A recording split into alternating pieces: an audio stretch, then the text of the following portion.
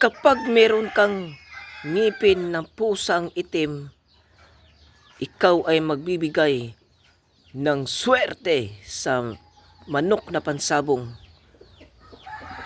Itong ngipin na ito, mga kasabong, ito yung pinakamaliit niyang ngipin yan.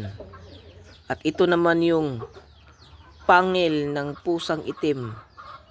Ito yun, mga kasabong, yung tatlong ngipin. At ito naman yung pangil. Kapag mayroon ka nito, mga kasabong, ay ikaw ay magbibigay ng kalakasan kapag mayroon kang ngipin na pusang itim. At nagbibigay din ito ng swerte sa manok na pansabong. Huwag kalimutan mag-likes at mag-shares. Huwag kalimutan mag-suporta sa aking YouTube channel.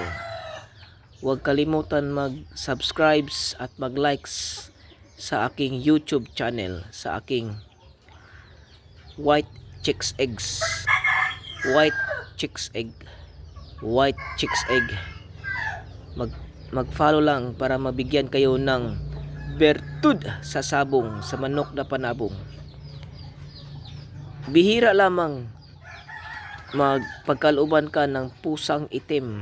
Ito ay bertud sa pusang itim na nagbibigay ng swerte sa kalakasan sa tao at swerte sa manok na pansabong. Bihira lamang kapag itong manok ang iyong pinili, tsak, swerte sa manok na pansabong. Ito ang pangil o bertud ng pangil ng ngiping pusang itim. Ayan, makasabong.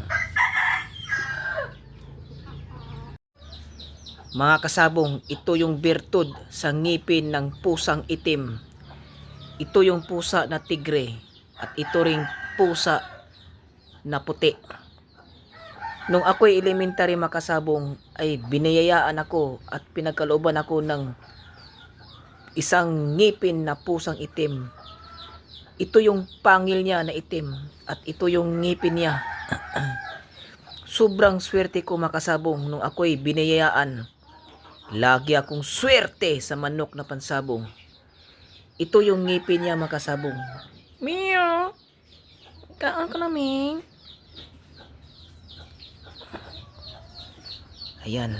Ito yung ngipin niya.